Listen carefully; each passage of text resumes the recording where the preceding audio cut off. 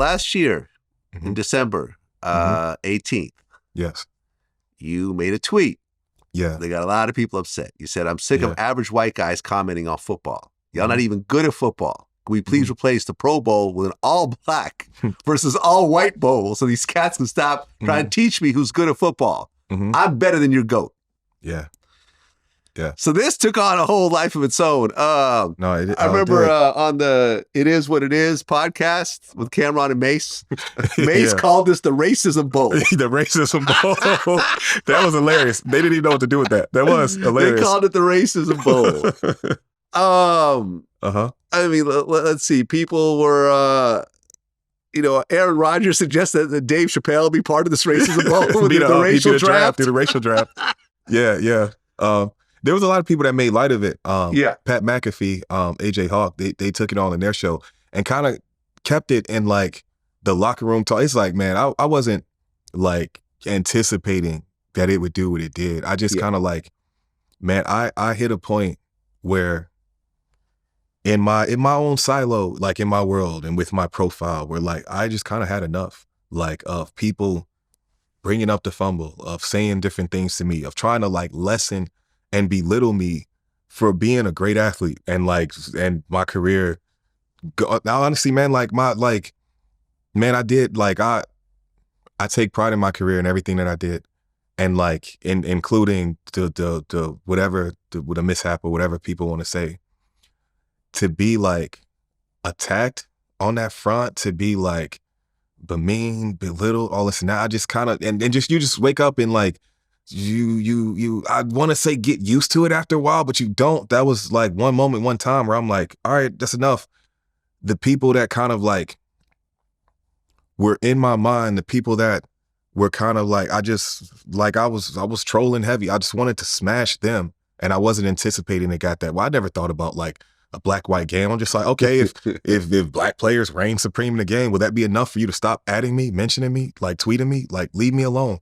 That's all I was saying. Leave me alone. And like, whoever you think is the best player, I'm that good. Like, I got tired of being small, so I made myself large. Well, yeah, I mean, listen, I constantly, there's literally hundreds of tweets a day that basically say that I should not be allowed to speak on black issues, that I can only speak That's on crazy. Yeah. Ukrainian issues or Jewish issues or maybe Russian issues. Yeah. And I should just stick to that. Yeah. Which is, that's just silly. It is. I mean, no black person is expected to only speak on black issues. I mean, they can't speak about the president. For sure. Oh, no, but we get done like that. You know how many times I've been told to shut up and dribble? Shut up and run the ball? Okay. Like when I've researched and studied on the same thing, right? Yeah, it's like, oh no, so,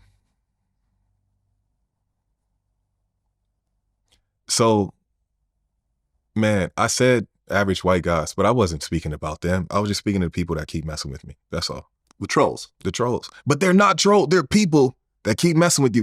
Let's go back to the playground. I'm just like, man, nobody ever pick on me, like for real in real life. How you like, if you like walk up to somebody and say something, even being a bully, you'd have to like stand there and even see what that feels like. Physical and repercussions. Made them, not even before it's physical. If you say something mean, think about like when we were growing up before all this internet. If you said something mean, you had to even see what that felt like. Right, but the internet is not a real place. Like so many people think that I'm just hated universally. There is rarely a day that I leave my house that someone doesn't approach me and tell me how much they love my work. They want to take a picture with me. For sure. Have their kids with them. For sure. Everywhere I go. I was in New Orleans. Yeah. I couldn't walk 10 feet. No, for sure. Without somebody stopping me. For sure. Airport, whatever. So, yes, it may seem like there's a lot of hate on the internet because there's no repercussions for saying, fuck Rashard. Of course. You suck. Of course. Fumble the ball. Like, you know what I mean? All of that. And they have a picture of a cat. And you don't even know who they are. Yeah, for sure. There's literally, and I've always felt that the internet should not allow for anonymous accounts. I feel that's just something that in a society, it's never going to have a good ending. Yeah.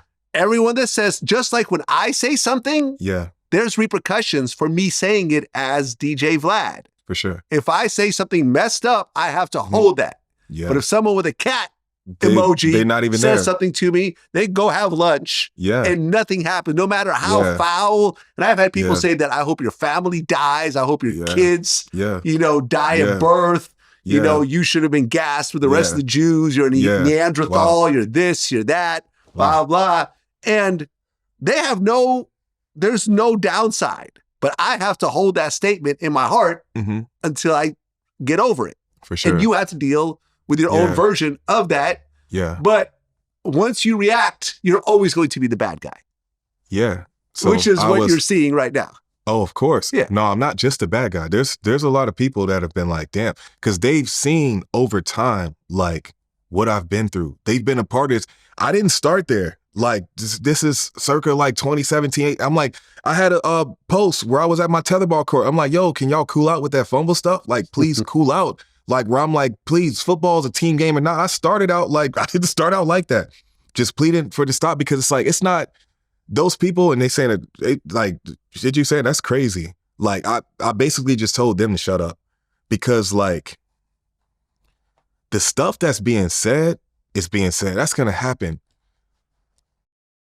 Where I'm feeling like it has an effect on my career, on my legacy, on, like, you know, when my son wears my jersey and people start saying like stuff, it's just like, I felt like it was affecting something larger. So I don't know. And that like defender in me was just like, all right, man, like, I don't, it's just like, man, like, if you can say this, I can say this too. Just stop stepping on my jersey. Right. But I mean, like, you saying that and then it becomes the racism bowl that ends up turning into, well, your wife is white and your kids are mixed. So how can you be racist? But she's not, though. She's Lebanese. Oh, she is? She's Lebanese. She's Middle Eastern. My bad. No, in that picture, in that photo, they found the most white-looking photo. Okay. She's Middle Eastern. Okay, She's Jasmine from Aladdin. That's my wife. And in the history of this country, I don't get beat with, like, her father was a fighter pilot, Nicholas Roma, and his nickname was the Arab. And they used to they called him a sand nigger. Like, that's, you know, just in the inside of this other thing. So it's just like my beef ain't with, like, people in Arabia. Like, and so that's not the same thing.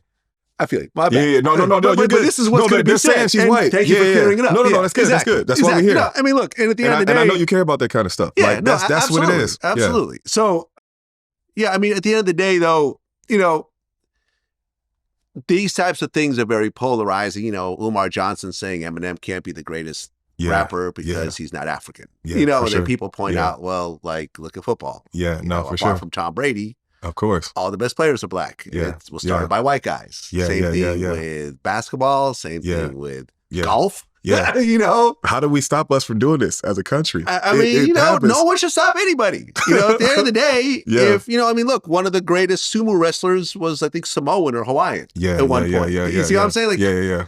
And different people from different cultures come in and dominate certain fields that they have nothing to do with, they don't have a history with. Yeah. And at the end of the day, they're incredible white players in football. But I mean, it's ultimately dominated by black players. And I wasn't, to clear this up, I wasn't speaking to the white players at all. And I didn't make that clear. Yeah. I said average white guys. And I said, y'all not even good. I'm talking about the average guys who don't play. Yeah, I'm like not talking about. I'm the average white guy that has no sports ability. Yeah, just but I can talk about sports. Oh no, of course. But I'm only speaking to the person in my shit that's like standing up here speaking to me about football like I suck. When I'm like, yo, I'm the expert that's played my whole life and stood out in this game. Correct. So I'm just like, let's put this back in perspective. Like, there's a person who's playing fantasy that's talking to me crazy, and I'm like, dude, you suck at football. That was the heart of it. Now, like, just how I wrote it and how it went. The racism bowl, though. Yeah, the racism bowl was crazy. It turns into the racism bowl. Yeah, I wasn't anticipating all of that. But, like, no, I wanted to do with the beer and the hot dog to just pipe down. That's all it's about. Yep. And because I'm like, real life. To think about this, like, Vlad, on some real shit. Think about this, though. This happened in 2011. How many tweets have I had to see with my mentioned name at take thousands and thousands? I wrote one tweet. To balance out all the shit that I seen that I never liked. This is one tweet, and it's made people up in arms and react. Okay, so all I was saying is before this tweet came, why didn't anybody say or do anything when the shit's happened to me for 12 years? I said cool out. If you type in Rashard Mendenhall cool out, I'm like, yo, cool out for like okay, it didn't end. Right. So, well, but to be fair, right?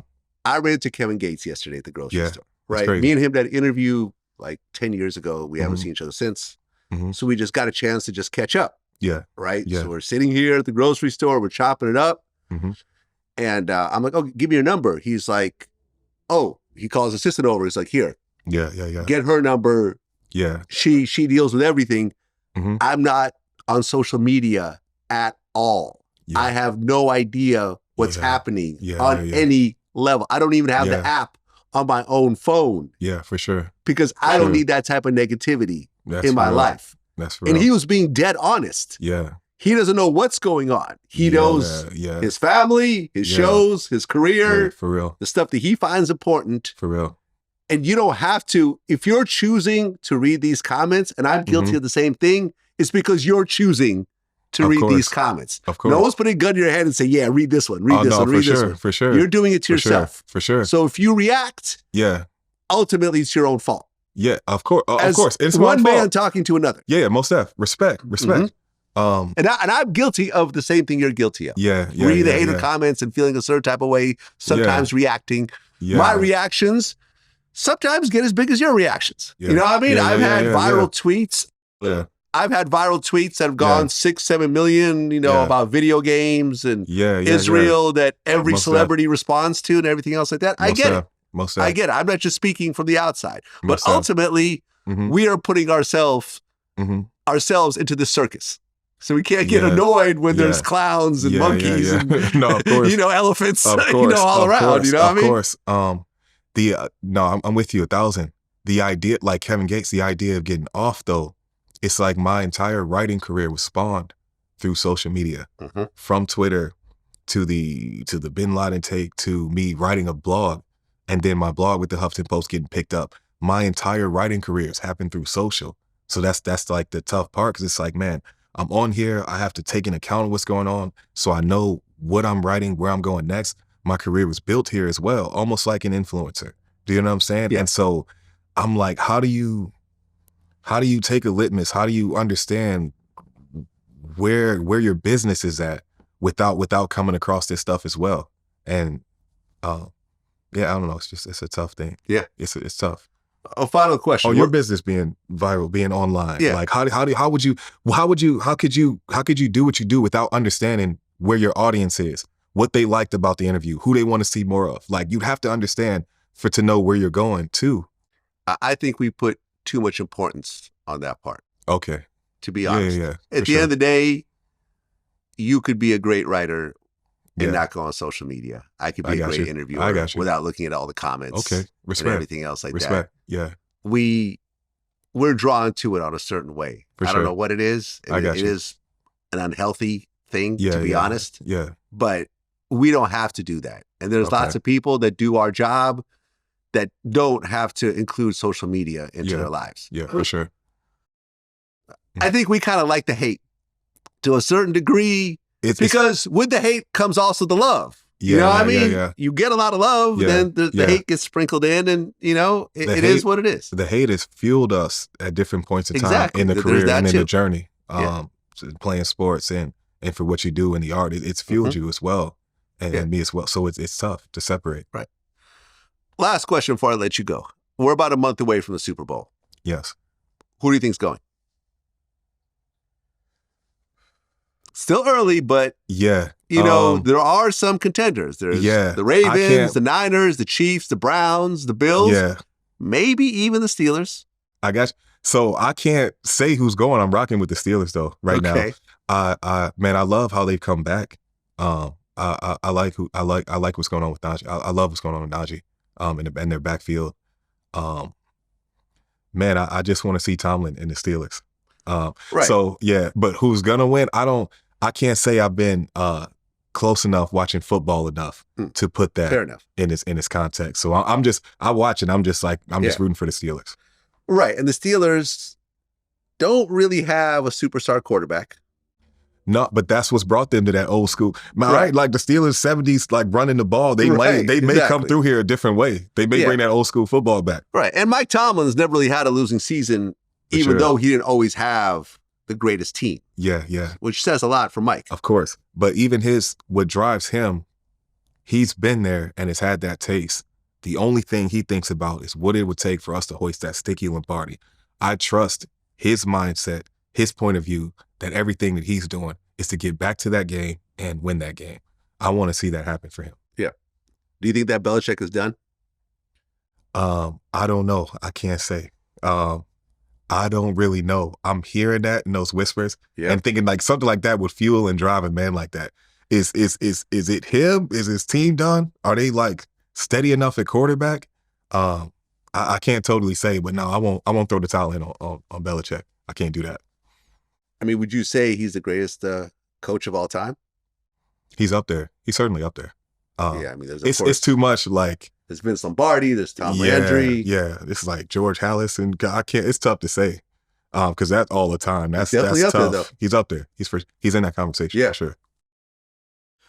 Well, Rashard, man, appreciate you coming in and the honesty when it comes to everything, man. What's up? You know, at the end of the day, guys like myself who don't have a lot of athletic ability never really did. I always knew that early on that I'm going to have to figure it out a different type of way. Yeah. That, you know, we can never do what you've done.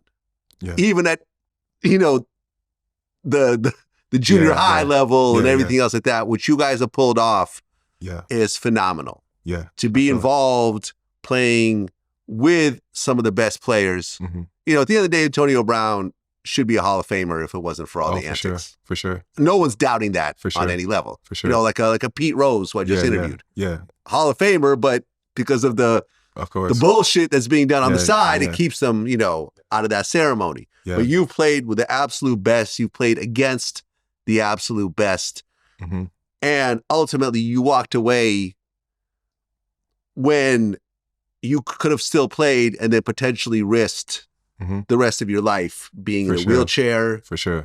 You know, being in a morgue. My wife have to help me out of bed. Exactly. Yeah. Because, you know, listen, Warren Sapp has been a regular on my show a bunch of times. And, you know, he has to write little notes to himself because he just forgets things now. You know what I mean? Like he feels he has CTE, whether it's true or not, we won't know until he passes. But no, for sure. But there's been lots of players, you know, Evander Holyfield, who I interviewed, you know, you could tell that the boxing, that being hit in the head so many times for so many years at a heavyweight level has affected him.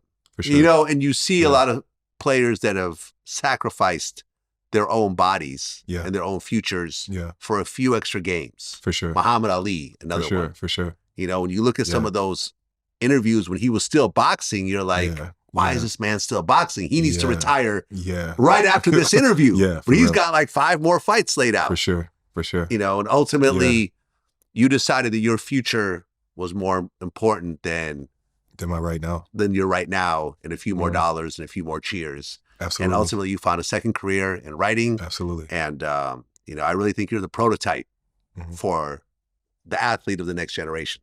Yeah, man, I appreciate that. Absolutely, man. I definitely appreciate that. Until next time. Until next time, brother. Peace. Appreciate you.